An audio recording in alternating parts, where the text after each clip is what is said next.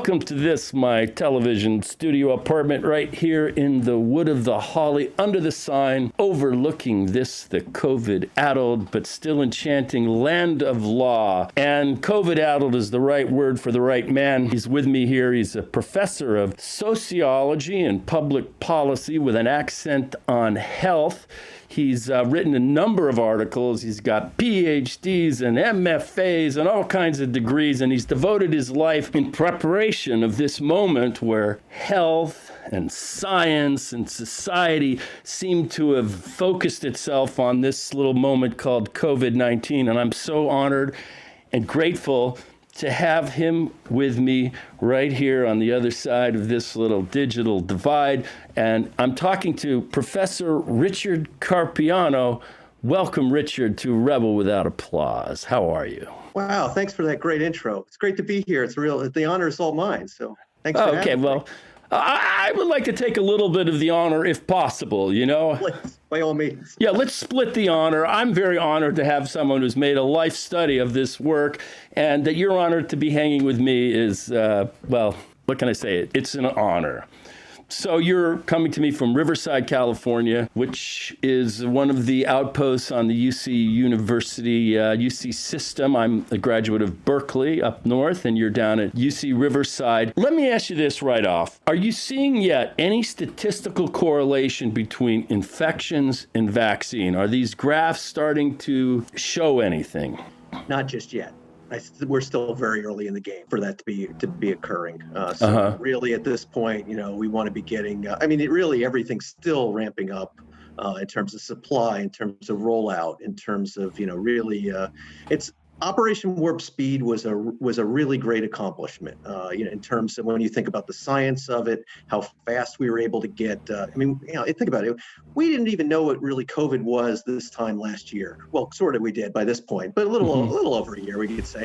And now at this point we have we have vaccines to be able to roll out, to be tried to protect us from it. I mean, that's an incredible scientific accomplishment. The downside of it, though, is that creating a vaccine is a very different thing than doing vaccinations. And doing rollout and getting from a lab where you can craft a vaccine and manufacture it, and getting it all the way then to somebody's arm. And so so that's really the big challenge that faces us as a nation. I mean, not just we talk about the things at the state level, because that's how these things kind of really do very much roll out in terms of public health. But really, this is the 2021 challenge that's that's going to be the thing that's going to be for the history books. Well, one of the things that was fascinating for me, and I don't know if this is attributed to the public sector or the private sector going last year. I'm reluctant to give any credit to the federal public sector for obvious reasons. But, when China published that genetic code, these companies just went to work. And from what I understand, and I'm asking you really, it seemed like within weeks they had an answer for this virus in terms of the genetics. Well, and the other thing is we have to remember this isn't just something that just we whipped up overnight. And people are understandably concerned. Even they heard the word Operation Warp Speed. I mean, that's honest. That's going to totally get to people's senses and say, whoa, wait a minute, I'm not quite so sure about this. But the fact is, I mean, we've had this, this is, the beauty of science. And so as we've been kind of moving along with, in terms of pursuing, vaccines and other diseases, and some things successful, other things with failures, and what we learn from them, really provides a platform for these kinds of more expeditious kinds of rollouts for these for specific things that come along. I mean, it's what a time to be alive in terms of a pandemic, of course, but what a time to be alive, to think about, this would not have happened in 1918. It really is amazing when you think about it. I mean, I'm not a vaccinologist, but just from talking with my colleagues and and hearing the science behind it, I mean, it really is amazing to think how we've moved from the lab to trials to a product, that people are getting, and it's that are as effective as what they are for, or at least in terms of the efficaciousness of it. We'll see on the effectiveness now in real life, but still we should expect these to be very good. I think we're so often focused on, and understandably so. I'm with you. I mean, the federal response that we had over the past year was not good. So many different ways science got politicized, got dismissed, pseudoscience kind of ruled ruled out over things, experts being sort of discredited or, pushed to the side. And so, there's a lot of stuff to be very negative about. People who just can't even get the idea that we need to be wearing masks. I know. And the simple sort of things of, to be honest with you, when this whole thing started, I thought to myself, so I was in New York City on 9/11. And so that event really does still sear in my mind of thinking to myself, the days that followed and the months that followed, and how we thought about that as a nation as sort of like a challenge, that was, or at least that was affecting the city, and how this was really a community kind of issue that came out of it. And so, I really thought, in this case too, all right, well, here's something that kind of took us a little off guard. We'll rally around that. It's America. We'll everybody's going to kind of do their part. And, who would have expected every single thing that's come down the pipe has been, very politicized, really viewpoints around it, the whole discourse from elected officials that's really very much tracked a political identification kind of element to it, as well as just even this is the first real social media epidemic. And so, we're also getting, in a sense, the disinformation that we've seen since some of the first days of the pandemic, in some ways that traveled faster than the virus did. And so we've got all this kind of occurring in that type of ecosystem as well. And so it's very easy to be negative, and kind of go through all these different things, that have occurred along the way and that have hampered us. But, at the same time, I think it is important that I think we do recognize these tremendous sort of accomplishments, too, that come along with it too. And, you got to be positive on some stuff. That's why I asked you first off, is there a correlation between all this medicine that's going into people's arms and we're starting to see the edge come off of the numbers? And you're saying, I think it's probably more about behavior and social distancing than the vaccines yet. This is not going to be the magic cure. We're not going to be able to go immediately back to life pre-COVID. We're still going to be needing to wear masks even after we get our 2 doses. But the other thing I do want to emphasize is, as we're starting to roll this out, and it ties to your question of sort of, seeing impact, is, the thing that we really need to be cognizant of, and we're already sort of seeing the data on it, is the inequity of who's getting the vaccine. We see this all the time. This is a common public health dilemma, and a very unfortunate one, that whenever new technology, new innovations, new therapies, screens, things of that nature come out, they're usually never diffused in a way that's equal, and we start to see inequities start to emerge in terms of the uptake of it.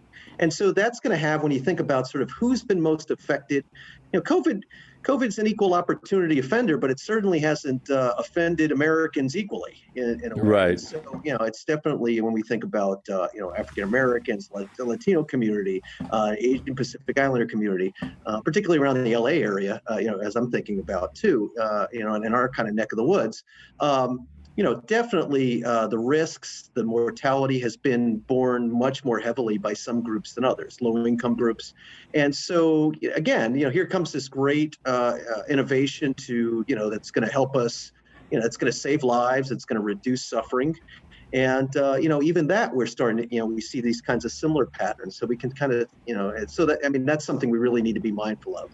Dodger Stadium's really great. We need those kinds of big sites, but we also need these kinds, the vans going out to communities, reaching out to local leaders. The ice cream trucks. We need to federalize the ice cream trucks. They've got the freezers in them to begin with. They've got the music with the good humor. They just take out the ice cream and the popsicles. They throw in the vaccine and they get in the neighborhoods and they just start injecting. That's the secret. Yeah. All these ice cream trucks have been sitting there parked for almost decades now.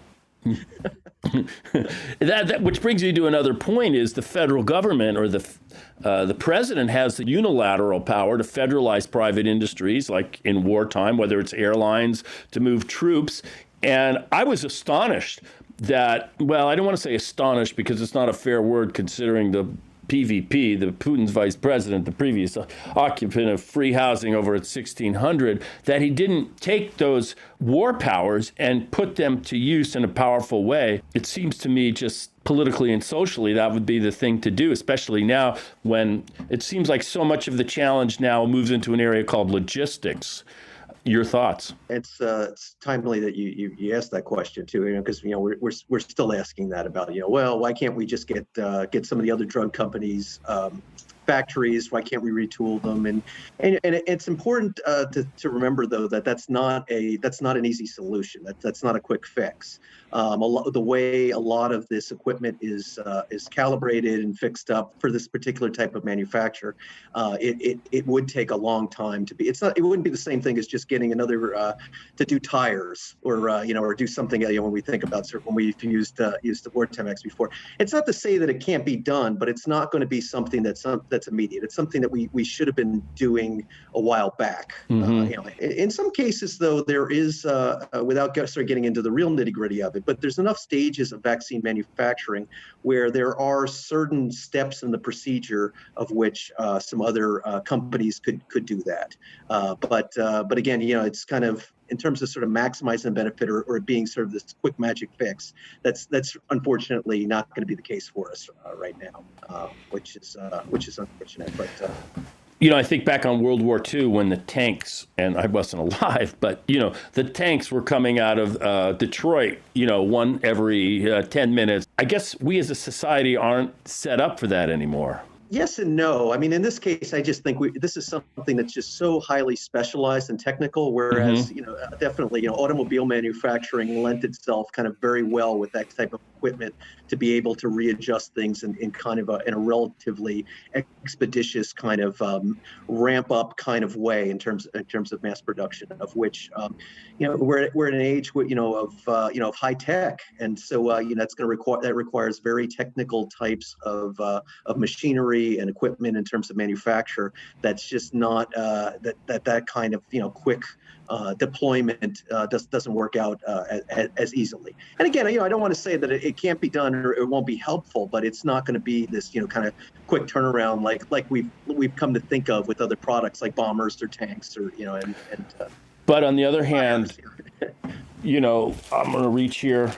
These things, N95s, they could have been pre-positioned and ready. They're not as high tech and basic, I guess. Respirators, you could think about for other things. Yeah, all those things, Now, how do I have these? Because I used to fix my surfboards all the time, and the dust, you needed the N95, so I have them, and they've come in handy ever since.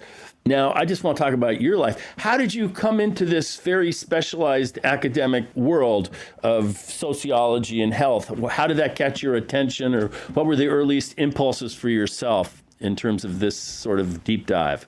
Well, I came at it from a number of different experiences. I think my students nowadays have much more opportunities to be kind of exposed to these kinds of interfaces of different areas in a way that I didn't. So I stumbled around.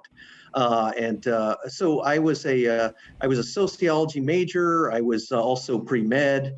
So I was kind of running back and forth to different sides of the campus. I joke that's how I kept my beer weight off during college. And that was Baylor, right? And Baylor? That was at Baylor, yeah. So now Baylor's, I know it's in Texas. Where is that, in Houston? Is Baylor Houston?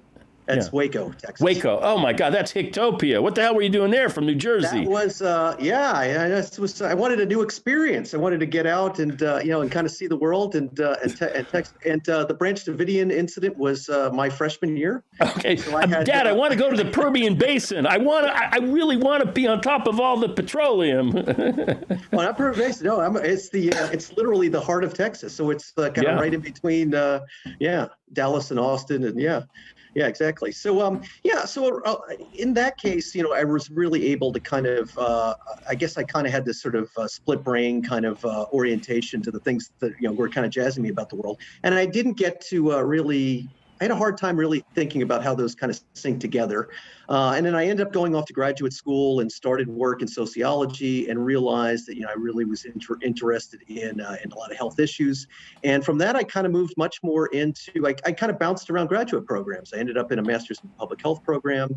I ended up starting a doctoral program that I didn't finish because it's where my interests kind of were.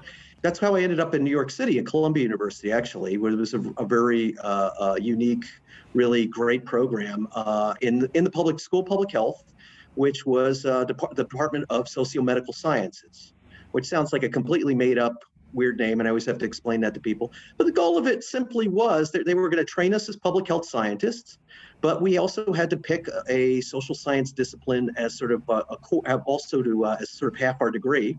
And they train us in the perspectives, the toolkits for studying in terms of social science research and social science problems, along with the epidemiology, and along with health policy and statistics and all the other things that one learns in public health schools. And that's really what the orientation. And so the idea is then you start to go after public health problems with these social and behavioral science kinds of orientations to them, try to understand what drives them. And so right before I moved to Columbia, I took a 1-week class at the University of Michigan that just kind of blew my mind. It was all about health disparities between, by race, by social class, by communities where people live across countries, and trying to understand the mechanisms of that. And, I realized, that was kind of really the stuff that was kind of jazzing me. It was just fascinating me that these things that we so often just think of as just individualistic things. It's our health, especially as Americans, right? We think about our health as something, it's our bodies, it's our choices, who smokes, who drinks, wear a condom, don't do drugs, all these things I always teach my students about. But the idea is, really that are very much situated in our social lives, right. the resources we have available to us to pursue good health, the stresses and other strains that lack of being in bad social conditions can present upon us, and how we see these on a population level. These things play out not just between me and you, but we see across thousands and millions of people, and really where you get to see, sadly, the haves and the have-nots of our nation. It seems like the American problem is being exposed very brutally in this last year, and I would describe this American problem as just what you said: this hyper-individualism, the idea that my health is my responsibility, as if everything I do determines my own health. Well, he's heavy, he's this, he smoked, therefore. But there's other factors. There's the collective. So our concept of freedom seems to be problematic when we're dealing with a collective issue, which is this virus. And it seems like other societies, they seem to be doing much better at this than America. So our individualistic society is great for Hollywood and when times are maybe different. But right now, it's being exposed for its weaknesses. I don't know what your thoughts are. Yeah, individualism, gosh, if that's if there's something sort of embodied in kind of the DNA of America, it's that, right? Life, liberty, and the pursuit of happiness, right? It's really, we're all about, government, leave us the hell alone. It's my life to sort of etch out, the American dream, the pull your, even the Horatio Alger, pull yourself up by your own bootstrap stories that, they work great with a Hollywood ending, of course, but you're absolutely right. COVID has basically exploited that. When we think about health, of course, then we tie that again in with our bodies and kind of our control around things. It's sort of a very Western, what we would, and to get kind of academic about this, a very sort of a classic kind of Western notion of like liberalism. Not in the way we think about just sort of political left-right liberalism, but just the idea of individuality and where that falls. But the other thing is, we live in a time period where, and in a way, it's kind of it's been the downside of the privilege, I guess, we've had being in the United States, but we're so used to the types of health conditions that we have that are just things that seem to affect us. Like you have a heart attack, you have, the major killers, you have cancer. Like those are things that you have and don't necessarily have, or at least we often don't think about their spillovers to other people, maybe how they affect our families or things like that. But me having a heart attack, I'm not going to be giving you a heart attack.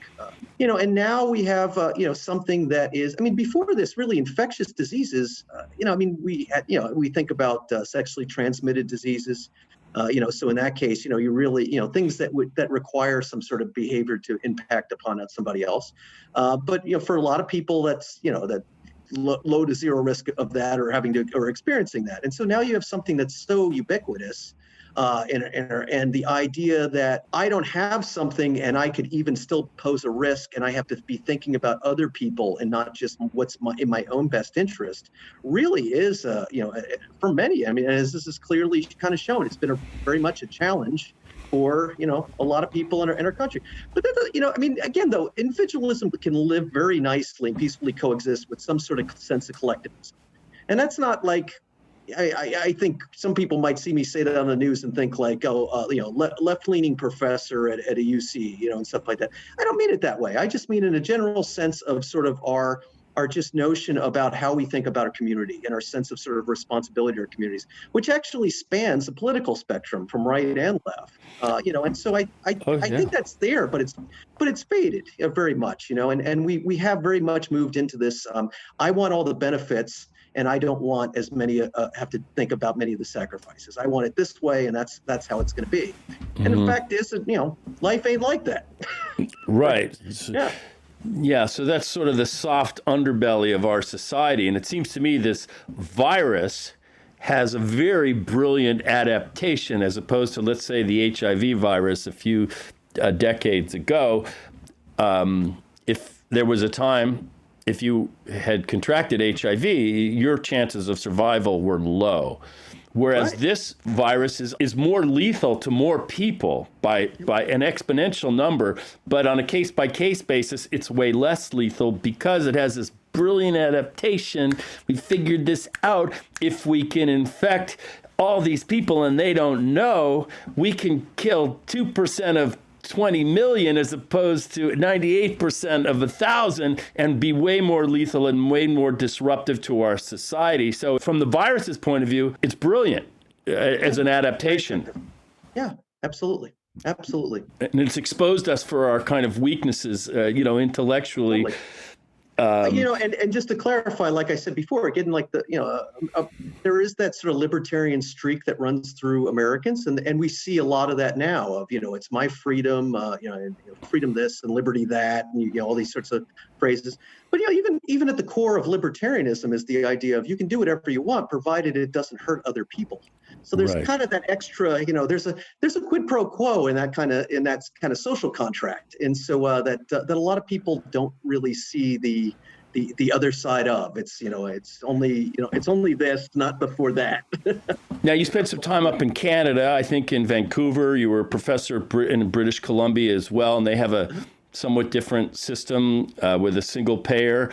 How are they doing under these new circumstances? Not well. In fact, not the rollout for the vaccines has not been really all that great. I mean, they also have the disinformation and the COVID protests and things of that nature. What differentiates them in many respects is, well, one, I mean, we have to remember, very different context in the sense of you have basically the state of California's population spread out over one of the largest land masses in the world. Mm-hmm. So that's, you have that element. I mean, that doesn't make it less of a risk in cities and other sorts of or problems for rural healthcare and that as well. But it really does show that here's another country that really does for a lot of issues have its act together on a lot of stuff, but they're facing very similar things. Even right now, the common thing we've kind of seen here of really that sort of the downsides of federalism, in the sense that the federal government can do so much, but then we've got 50 states plus DC and territories in terms of rollout, and Canada's got those same sorts of issues with different demographics, different risk profiles and case counts across the different provinces. And so, so really, in many respects, there's been some similarities. Even though they're, we like to think about them as sort of our utopic sibling to the north. Now that said, I mean, the healthcare system, in general, it's as a single payer system. I'm speaking personally, was fantastic. It was great. But again, I'm also a professor. I'm well educated. I make a decent salary. That still is going to benefit me in many respects for my healthcare access versus the less well-to-do, the less fortunate Canadians too. We like to think that Canada often is very. Canada's a wonderful country. So I don't know, and been certainly great to me, and I became a dual citizen. I mean, that was kind of a fascinating experience, just to be an immigrant in a way too. But we have to remember too that and sometimes Canadians get a little. There's some Canadians that run too. They get their nose a little out of joint when I say this sort of stuff because they think I'm just being an obnoxious American saying it. But there are lots of close similarities between Canada and the United States, particularly when you think of their provincial federal sort of setup and the problems that can arrange for. So So very much in that regard, we see lots of and lots of very similar issues around the conservative, more liberal kind of spectrum too. Even though they are a little bit more to the left at times than our nation is. I say that there's two viruses at work right here in our country. There's COVID-19, which I think eventually will find its way into all these other diseases that can kill you and give you a hard time and hopefully be manageable. But there's this other virus that doesn't seem to go away. It's called superstition and ignorance. And it seems to have metastasized across the political spectrum. And I just want you to kind of elaborate on that. Yeah. How much time do we have? We got time. Yeah, it's and the question, it's a real hydra in a way. There's so many different angles of which you could start with this. But in general, I would say, let's start with the more broader points of when we think about this kind of pushback against expertise, this this mistrust of experts in institutions that we would normally want to trust, like Centers for Disease Control and even non-health related organizations and things of that nature. It is a very challenging and a very sort of concerning time on that, because it does span across. People like to think that it's very much just sort of this right-wing, anti-elitist type orientation, and it isn't. We see it very much, so there's the example you have, but I'm even thinking more broadly across the population. I mean, we see this too with online chatter. We see, so many things make people, we have so much information that's right at our hands. Within a second you can Google something, or you could do your research, as people kind of say online. You can get access to if they're on Twitter, you can get access to the top expert who's gone to school for 20 years on their area and studied it for another 30, and talking about they're getting their best sorts of insights, and you can engage with them. And it really does create this sort of I think in some cases, this is going to sound like I'm kind of blaming the individuals, but I think there's more of a culture that I think that promotes it, and sort of the structures that are kind of in place. But I think there's very much is this kind of a false sense of ignorance of one's own ignorance, where we are very much losing this ability to kind of say, I don't know, what does an expert actually have to say about this? And I want to hear what their opinion is of it, versus okay, I want to engage with you about this. Where I see this all the time online. COVID's been fantastic when you think about it, the pandemic rather, in terms of the social media environment on the positive side, in the sense that it's social media has enabled the scientific community to really engage with one another, share ideas. The problem is it's an open channel and it's public. And so those kinds of debates that would normally be the things that we kind of do in academic journals or in academic conferences, and really get kind of eggheady with each other and battle out ideas and look at the data and stuff. People also, you'll get people chiming in, the random engineer or computer science guy who thinks that he knows just as much as the vaccinologist, and doing science communication and trying to explain these kinds of ideas. And if they're a woman, it even seems to be even more. So we see all these other sorts of dynamics that get played out too. That I see a lot of women scientists get a lot worse online than I do. I might get attacked or criticized or things of that nature. But so you've got that kind of stuff too, and some of that stuff spans the left as well. We even people like these influencers online. They like the Nate Silvers, and they like the Matt Iglesias. He was a blogger, and these, it's their job to pontificate on anything and everything, and they've got millions of followers, and people suddenly think that they are experts on these areas because, well, they write in a very accessible kind of way. It seems sensible, but they have no background whatsoever on public health. If they've thought about about some of these issues that they've talked about ever in their life, I would be surprised, until now. But they've got an opinion on everything, and the scientific community's got to spend then time basically debunking or pushing back against these individuals. But then the stand culture comes out of what where we have these where their followers are so into them that then they go after the actual legit scientists. and it gets sort of a turn on them too. So we've got this this kind of anti-expert culture that definitely spans the spectrum. But you wanted to talk more about the about where this kind of relates to the anti-vaccine movement too, of course, and that sort of structure. The anti-vaccine movement really is as old as vaccines itself. But in terms of like the modern day, if we just sort of skip ahead to the really where when we think about the internet and social media have really been given it this kind of life in a new kind of iteration. Really we're years ago, we might have thought of it as being a very left kind of thing, very much out of, and it still is to a certain degree, in like these wellness types of communities, these the worlds where you would expect to see goop and or these conventions and selling all sorts of these natural healing kind of things. And then we had like celebrities like Jenny McCarthy, was very much getting attention on this kind of Robert F. Kennedy Jr. now more recently. Robert F. Kennedy. Well, Robert F. Kennedy Jr. has been on the scene for a long time. He has. And he's done great work in environmental stuff. He's a mixed bag, Yeah, and then, but even his vaccine work, dates back a good number of years now. But what's so fascinating, too, over the years with this is the political side of this and where it's gone from how we might have thought about it in a very, that this is kind of like, these are what kind of like hippie people and like granola types are into. They're not into vaccines. Everything's kind of natural and organic foods and stuff. But no, actually, what we've seen in recent years is really the anti-vaccine movement has moved very right wing. It's moved conservative, and now with COVID has really evolved into a broader anti-public health, anti-government, buddying up with a lot of these different kinds of anti-government extremist type groups, and so in a way.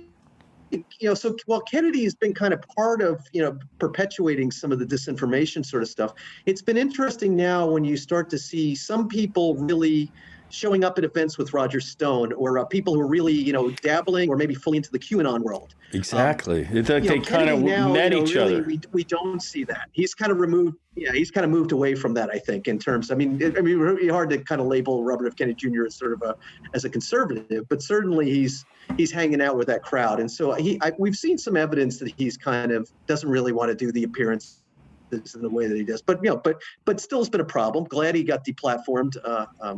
And the other day from social media, from Twitter, Facebook, from social media. Yeah, he's still on Twitter. Yeah, and I'm for some reason I'm blanking as I'm going here of the platform, but I know exactly the one the one he got pulled from. And at least in California, the anti-vaccine movement didn't have much of a place to go.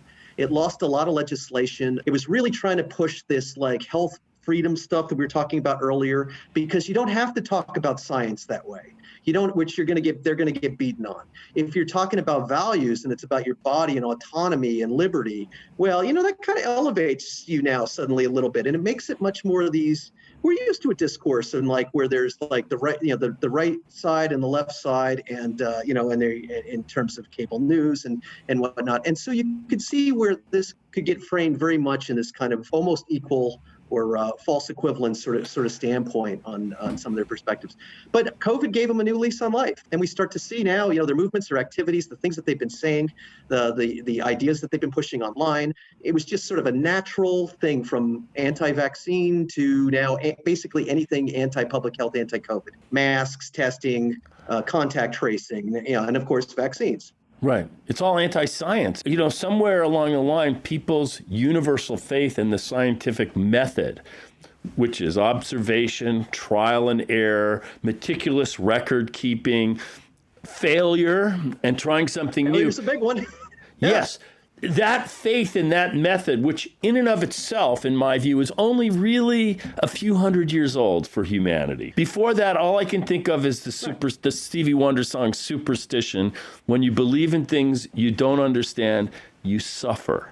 And I just feel like this huge history of superstition and mythology and astrology and theosophy, all these sort of otherworldly ologies has consumed humanity for most of our history. And it's only very recently that this scientific method has come into existence. But I still think as these human animals that we are, part of us is still drenched in those older beliefs. Do you think that's part of the equation in this at all? That, and I think we also have I think sort of the public conception of science is not always as doesn't match the real reality sometimes of science too.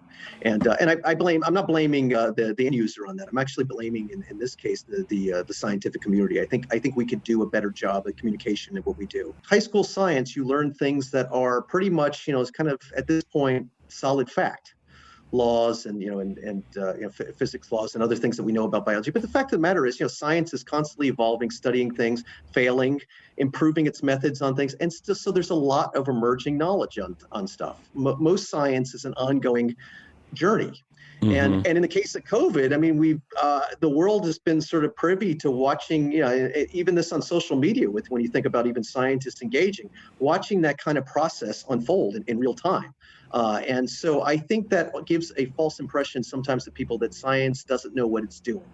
In a sense, we don't. It's a new disease. We've had to bumble across and try to figure things out, and we went down some paths, and maybe they weren't as fruitful, but we learned something from it, and now you refine that and take that knowledge with you.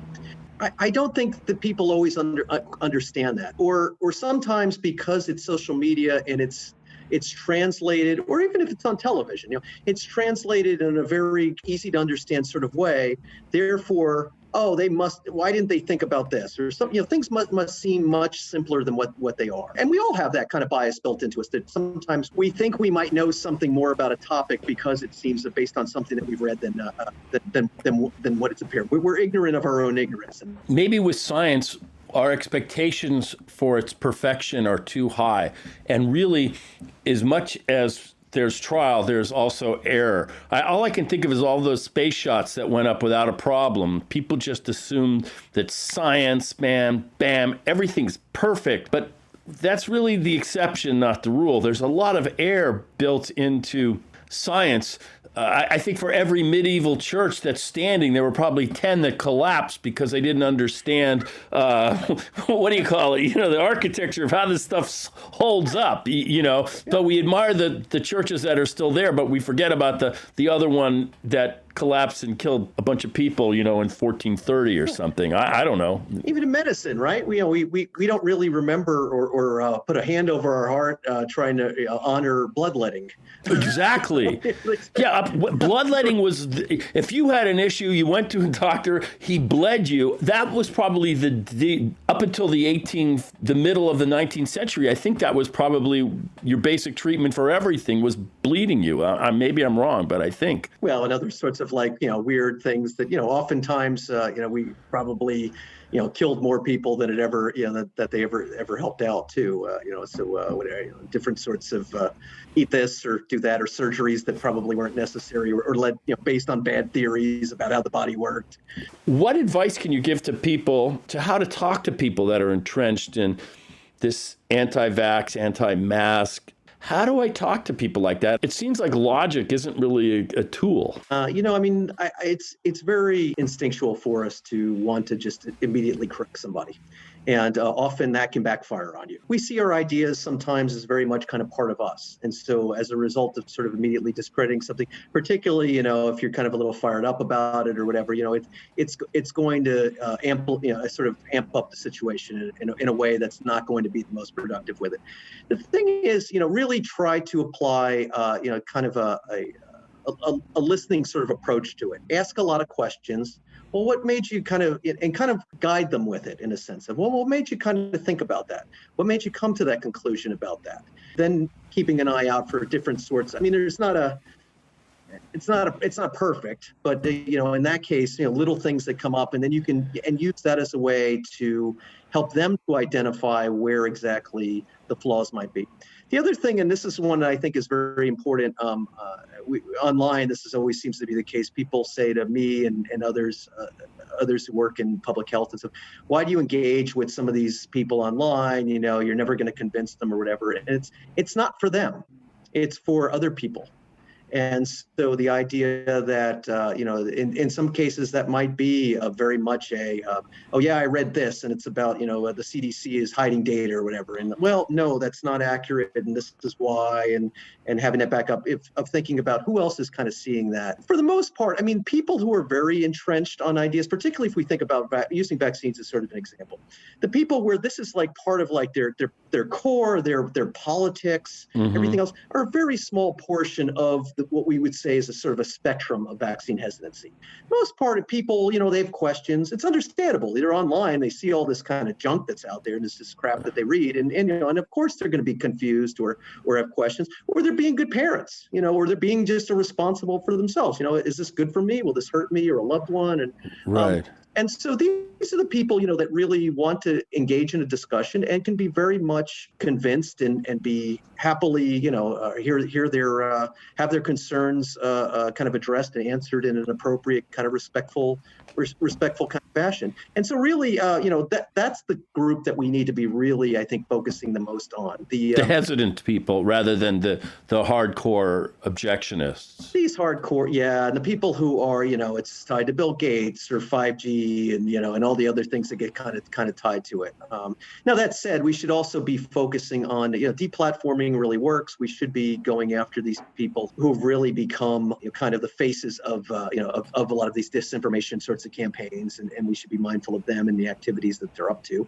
And so I think that's where, really the social media industry itself, I think, is going to be really needing to develop some real concerted sorts of policies to think about their social responsibilities in terms of this. Even just the advertising we get exposed to, and the messaging that comes in with that, as their algorithms kind of pick up on the type of people that we are, or in my case, if I'm doing research online, it clearly reads me as somebody very different than what I am, and I start to get all those ads, and I'm thinking to myself, oh my goodness, this is the life of a person who is, there's the wellness thing, here's a doctor saying there's these toxins in my body, and right. Read these right-wing, very partisan, biased, supposed news sources, but that are known for being, very, very poor sources, not just because they're right-wing, but just that they're very poor and propaganda-ish, you could kind of say.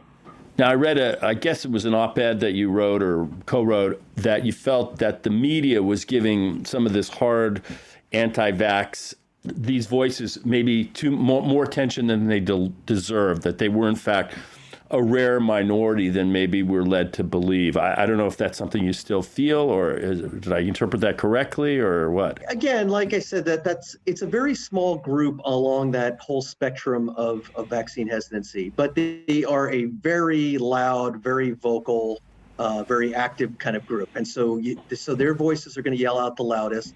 They're the ones that when there's some legislation, they're going to storm the state house, as we saw in the fall of and summer of 2019, and they're going to use intimidation sorts of tactics, as we've seen these sorts of same tactics now used with COVID. We saw Orange County when they doxed the public health officer there. They've been protesting outside other public health officers' homes. So these kinds of intimidation sorts of methods. When you don't have a whole lot of other stuff, you use these kinds of bully tactics, and it can give the impression that there's a lot more of them than what they are. Even the Dodger Stadium shut down. It's unfortunate, and it shouldn't have happened, that they were able to somehow shut down, for a half hour, what they did. But right. At the same time, there were only 30 to 50 of them that showed up. In a way, that's kind of, I don't know, if I've got to take my positives along with the negatives along with that, I'll take that. When we saw a lot of these anti-lockdown protests throughout the state, a lot of them were, the pictures look like, they're huge, but really, that's oftentimes, 200, 300 people. If we think about that, that's like 2-3 wedding parties. Yeah, it's not that many people. Yeah. Right, but you know what? What's interesting is going forward is as more people get this vaccine. The Dodgers. Maybe you're going to need to prove that you got a vaccine if you want to go see a game. Employers, will they have the right to say, listen, you come to work here, you got to get the shot. You need to show it if you want to get an airplane. I'm a stand-up comedian. How are they going to encourage people to come back to nightclubs and entertainment venues unless they know that the public is vaccinated? These issues are going to be even, I think, perhaps more dramatically contested on the streets and then in the courts going forward. I don't know what your thoughts are. So that's going to be the that is sort of the next issues that are coming up. They're even kinds of different. There's a number of different issues. Well, one would be workplace mandates requiring employees. Now that can get easily sort of taken and misconstrued by a lot of these kind of like anti-vaccine, anti kind of COVID protest type groups. There's realistic sorts of accommodations and things of that nature. But the idea of really thinking through, well, I mean, OSHA requires businesses to provide certain sorts of safeties for its employees, and so we can think about it from that kind of same standpoint there. But of course, nobody's going to get forced to take a vaccine if they've got some sort of medical. As we know at schools, a kid has some sort of contraindication. For as much as the anti-vaccine movement likes to kick up these fear things, oh, the government's going to come and take your child and stick them in everything. Same thing with adults. I mean, there can be reasonable accommodations. There can be other sorts of situations with that. Now, for these public events, that is going to be a little tricky. There's been some talk about third-party companies that will have like certain sorts of passport kind of. I guess you'll have it with an app, and you could show stuff. And so that's gonna be a whole brave new world in some sense around its thinking about, okay, you got these private companies, you got privacy of information. I can imagine in order to stay profitable, I was talking about this online with a few people too. We were saying like, it's very likely that they won't stay in the vaccine passport business long. They'll expand into other services because there'll be more of them on the market, and they'll always think like Fitbit, right? You got to have you got to have more and more kind of features in order to kind of get more of your market share and that sort of thing too. So in terms of how that's going to be regulated, what might that look like? How this might exactly play out? Again, I'm like you. I mean, I want to go back and see concerts, and I'm a big music fan. I miss that. Yeah. But what is that going to mean? What's it going to take to have a real Coachella again? Like me and you, I'm sure you're like me. More if you just go to a club in LA, right? Or I want to perform. I'm a performer. I'm a comedian. It's your bread and butter. Right? Yeah, more butter than bread, unfortunately. But still, I want that world, and also how to navigate being single. And I used to worry about like, okay, this person who they slept with. Now I'm worried about, well, who coughed in the aisle next to them at the supermarket 10 days ago? It's a totally different, how to navigate this world is still, I'm trying to figure it out, protection has a very different meaning in 2021. Exactly. Yeah, I don't know. I'm trying to figure it out.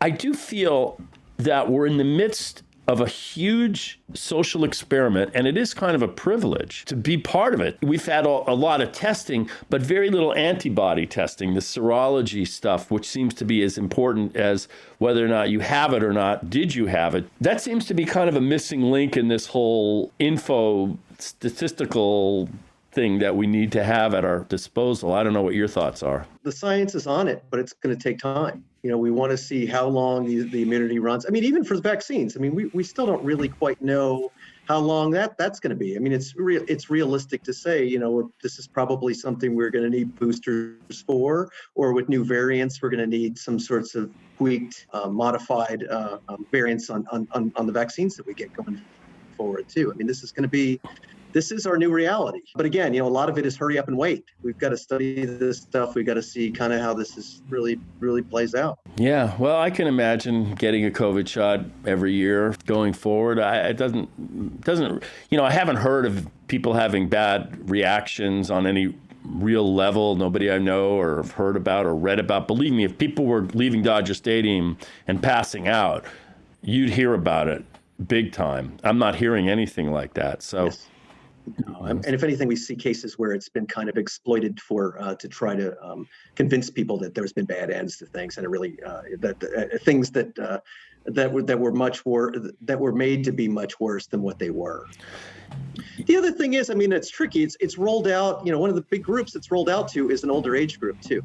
So we knew right from the get-go that this is a group that's actuarially speaking, fact of life is bad incidents, health events, and death are a lot more common than they would be somebody who's 30, 50 years younger. Of course. So so lots of these correlation doesn't equal causality. And so, a lot of events that could be occurring afterwards that have no tie whatsoever. But, of course, the rumor mill gets stoked. There was the Hank Aaron rumor mill. Apparently, anybody who hit more than 714 home runs is at risk. So him and Barry Bonds, it's a very dangerous little demo right now. You could draw that. Do you know that 50% of the guys that have hit more than 715 home runs have died because, I don't know. I don't know. I'm going somewhere. Exactly. I don't know where. So exactly, those things, or fainting. Fainting's normal.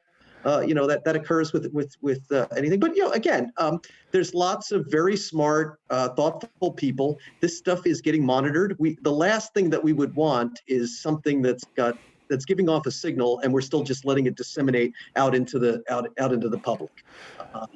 And you can think of not just for COVID, but like even just the collateral damage on science that would be.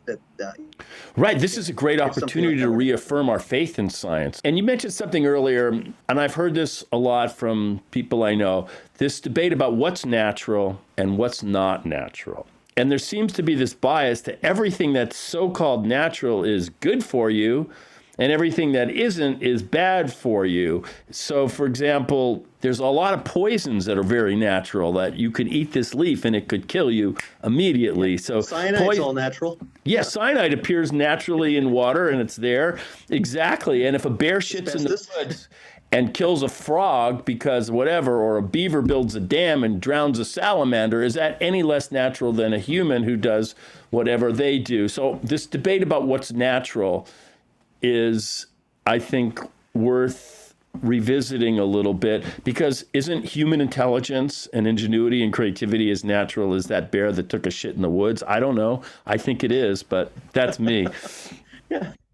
There's an interesting paradox, and I get, maybe in a way this kind of gets back about the American ideals kind of stuff we were talking about too, and especially for the people who are pushing back sort of the strongest when you think about how that really maps on the political beliefs about American exceptionalism, and America is such a great country and everything that we've kind of accomplished. Think about what a powerhouse historically our nation has been in terms of scientific discovery, in terms of, the moon landing and medicine and all these other sorts of great accomplishments. The building up of the U.S. university system, of which the UC system is a great example of that, a public system, and research universities, of which the Rockefeller Republicans were even very supportive of. Of course.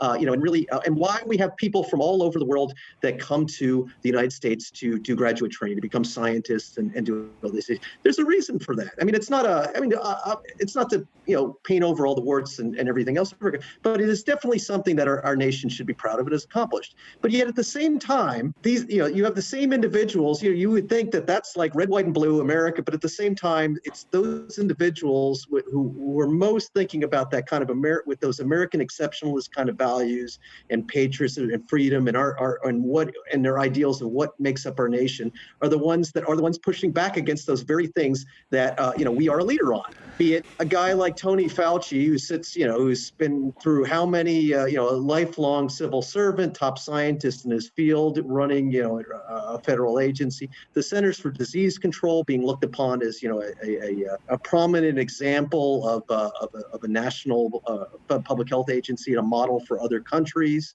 All these different sorts of things. Now, I mean, understandably, I think pharma and science is not perfect, and there has been, it's also a human endeavor, and there's people who have done bad things in it. Pharma industry, the same thing in terms of transparencies and stuff like that. And so that's understandable that there's some sort of mistrust with that. But to the extent to which, when you really want to go like sort of full anti those things, anti-science and all that, it doesn't make sense, because it becomes a very pick and choose. Right. It's cherry picking, essentially. Yeah, because some of those issues about big pharma, which are legitimate, are really about the ravages of unregulated capitalism as opposed to science. I think people need to kind of get disciplined intellectually to understand the difference. Getting back, I guess, more to your original point with this too, words like chemicals and toxins, you'll hear that like a lot of that stuff get kind of thrown around, and they're so generic and general, they can be applied to literally anything and everything that you want. And, you can think about, water's a chemical. Yeah, it's H2O. Everything's a chemical. Anything, right? Yeah, everything's a chemical, right? Yeah. And what is really a toxin? You start to hear those sorts of things, like as if our bodies, they're so frail and gross. And I mean, if you think of the human body itself and what an amazing machine in terms of all the things that it filters out. That's why we have a liver and why we have kidneys. Right. As a matter of fact, for most of human history, humans were living in their own shit, and somehow had managed to get through this. But I think the big difference in the last 500 years is with the growth of cities. We've had to make adaptations in sewage and vaccines, infectious disease and waste disposal, water treatment to survive in this new industrial organization. And that's our big adaptation, to be able to live in the kind of prosperity that we've enjoyed. I don't think people get those underlying factors. Maybe plumbers have saved more lives than doctors, or at least as many. I don't know. Yeah, it's funny you should say that, because there's actually is a lot of work around about how public health really contributed very much to the rise in life expectancy above and beyond a lot of the things that we might attribute to medical innovation. So things like sanitation and better diet, better nutrition, and those sorts of so running water and sewage and and all these things that we're going to prevent, which is really very much sort of the foundations of public health. And that's where public health is really coming from. And antibiotics were good. It's not to put that down. We needed those too, and but these other things really are. You think about, London would have cholera outbreaks on every few years. That would occur, and where and a lot of it did have to deal with where did the sewage go, and and what were people actually drinking, and like the old saying, life really was back centuries and decades, even decades back, was nasty, brutish, and short. Right. Relative to how we think about it now. But the other thing, I think this kind of ties to the, I think we're getting around a similar theme with this too, is our movement towards cities and, and the rise of cities has its own, again, sort of social contract that gets kind of tied to that of come to this, a certain degree of freedom, but you have to be willing to curtail some of it for the benefit of being part of the collective. And, that doesn't mean that we all live in a commune. But again, this recognition of, that there's certain behaviors that you have to think about and not undertake as a result of that it can be impacting other people. Just because you want to go have a drink at a bar, that's not enough to then put other people at risk who then have to serve you and all these other sorts of things because you're right, which is one of the underlying tensions in American life. We don't talk about it, but we see it metaphorically played out, for example, in sports. In basketball, for example, Kobe Bryant was criticized for not passing the ball because he was so individualistic. Because at some point it might have been perceived as been detrimental to the team. So we're always trying to struggle with the balance between the individual and the team. And it's push and pull. And I guess we're in a social moment where, frankly, it's about the team. Yeah. More so than maybe the individual. And I feel like that's just fundamental struggle. It never really goes away in the American psyche and maybe the human psyche as well. I don't know. It's definitely going to butt heads with anything public health. Public health is very much about protecting the community, protecting populations over individuals. And even the ethics that kind of guide its principles and its practices are very much on the side of, again, the group versus versus individual freedoms. That's not to mean that everybody has to succumb to the group, and there is those things have to be weighed.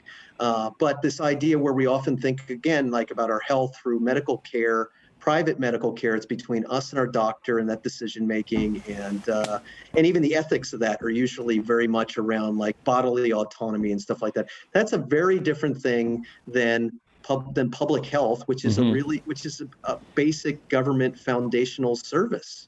That we need for providing safety for our nation, for our local communities, and things of that nature. So in essence, that kind of worldview, that individualistic kind of worldview, is always going to be anything public health does is going to be viewed as, it's as some sort of overreach, some sort of, that's government doing something because it's usually a government function. So it gets kind of blamed for in terms of being, I guess, sort of the government messenger boy. I guess you could kind of think of it in that way. But at the same time, again, we don't think about the, does anybody really complain if a restaurant got closed down for a health code violation? No.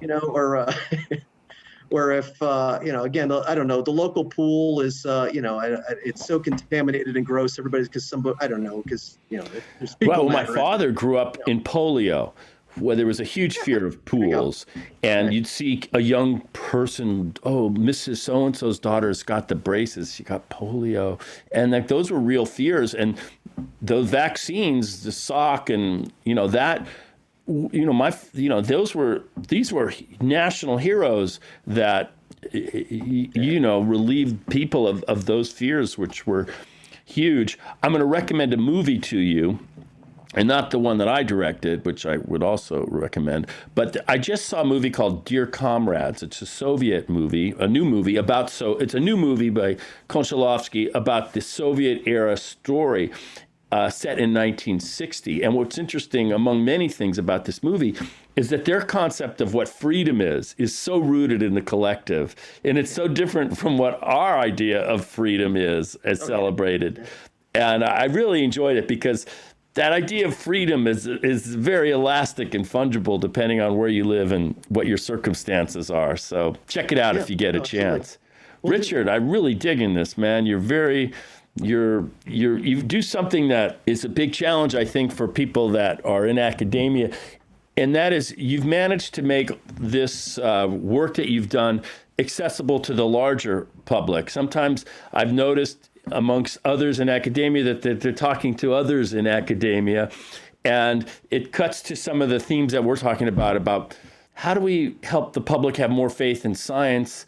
And that maybe means that some of these high priests of science need to reach out to the larger public so that we're not all left behind. Absolutely. Yeah. I'm very fortunate to be in a public policy school, and, where our mission is very much about engagement and outreach.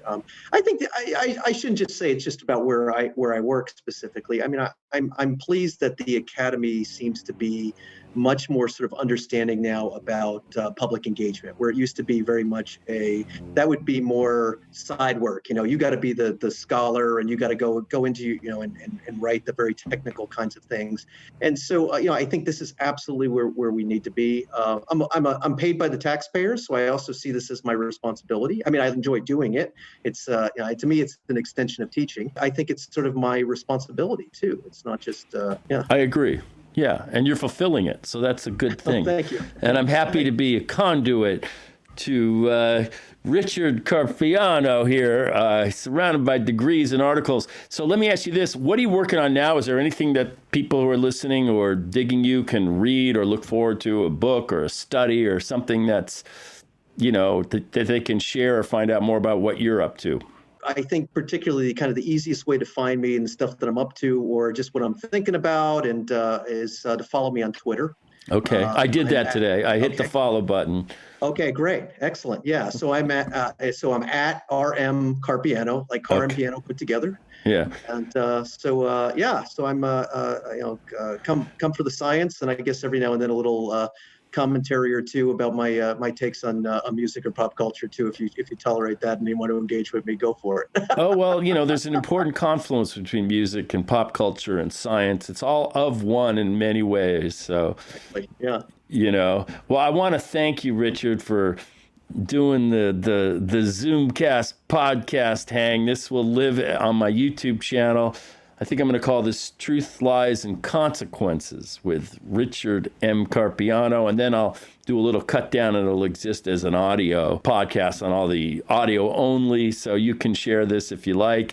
And it'll hopefully offer a little of insight into this New World Order. And I still feel it's kind of, these social currents that are running with the Anti Vaxxers and the conspiracy and the QAnon. And it's all like this big kind of gumbo of things that are coalescing. And it's scary, but it's at once extremely interesting, because there's something about the mystery of our own humanity is is in all of this. So, like the old saying, right? May you live in interesting times, which is, as I understand it, at least, was said as a curse, not a. But I guess you could see it in one of two ways, and so yeah, I mean, definitely we live in interesting times. yeah, sure. well, you're making it interesting, and I appreciate it. So I want to thank you again. I feel like I've made a new friend. So. Yeah, thanks so much, Richard. Really appreciate it. And you take care of yourself. Thank you. Yeah, you do the same. Stay safe. All right, man. So, folks, you heard it straight from the professor's mouth right here on A Rebel Without Applause, Richard M. Carpiano. Till next time, namaste, shalom, and aloha. By that I mean, yeah, you know, namashaloha.